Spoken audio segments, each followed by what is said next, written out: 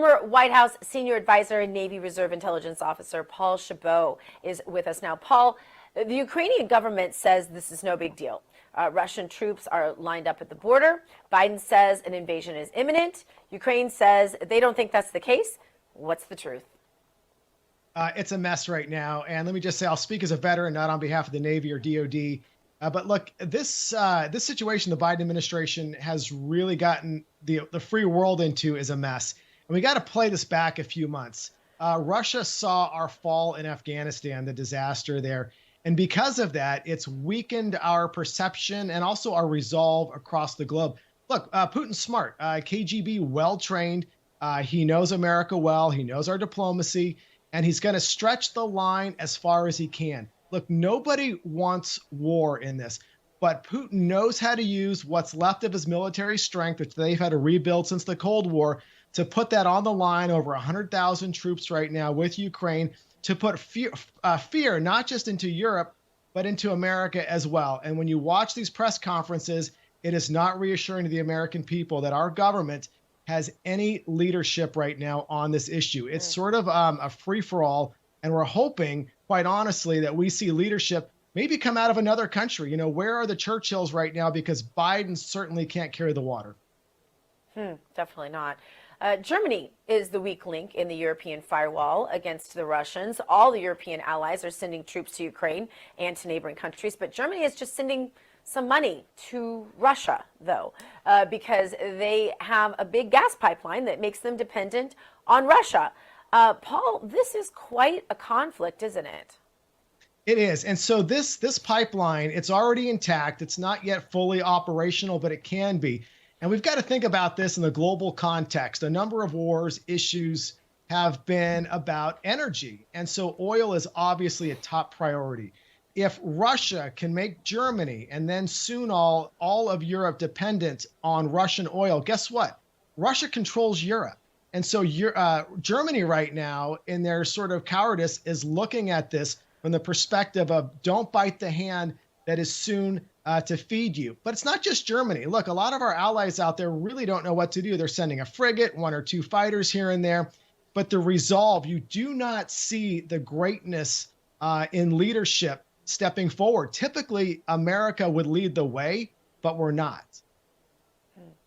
What about Hunter Biden's ties to Ukraine? He made millions, so is the Biden administration making foreign policy decisions based on the money that they have made and could make later?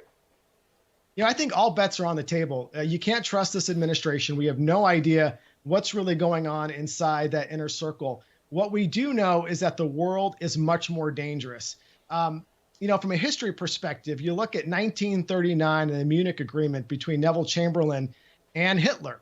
And that was a failure of appeasement. It was basically an agreement to give away a portion of Czechoslovakia to Germany at the time. And now today, our government has signed and handed over so-called confidential documents to Russia on potentially a similar line. And so are we repeating history here in America based on the failures of World War II early on? And if so, this is a dangerous road before us, not only because of Russia's growing ability and strength, but more importantly, we got to pay attention to the Pacific right now. China is growing. They've pushed their efforts, military, into portions of Taiwan in a threatening posture. And China, I can guarantee you, is going to watch how the world, and in particular, American leadership, moves forward on this issue with the Ukraine. Yeah. A glance back tells you that Ukrainian government fired the prosecutor investigating Burisma, and Joe Biden's son, Hunter, was, of course, on the board of that company. For those who have been asleep for the past few years and don't know this, he was making $1 million a year. So Biden certainly owes some favors to Ukraine. But, you know, what's interesting, I'm not hearing, by and large, the corporate media talk about this at all. No, and you won't. And it's surprising that corporate media is still in this protective mode for the Biden administration, because it's not just on the international front now where things are extremely shaky. But look, they've been shaky here for almost a year now with the Biden presidency. Obviously, inflation, crime is out of control, and Biden's poll numbers are showing that. but you don't have really the rest of the media uncovering, discussing these critical issues with all the American people. Look, if we believe in the free press has got to challenge every single elected official, especially when there is wrongdoing. But what we're seeing more so often is a cover up because it's largely aligned now with a leftist political ideology, which far outnumbers, I think, those who love this country and what we represent. Yeah.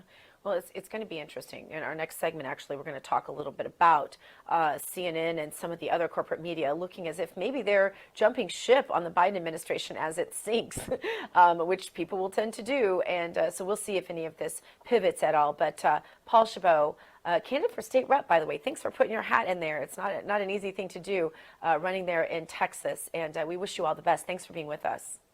Thanks so much. DefendTexasNow.com if you'd like to check it out. God bless you all. Have a great rest of your evening. Thank you.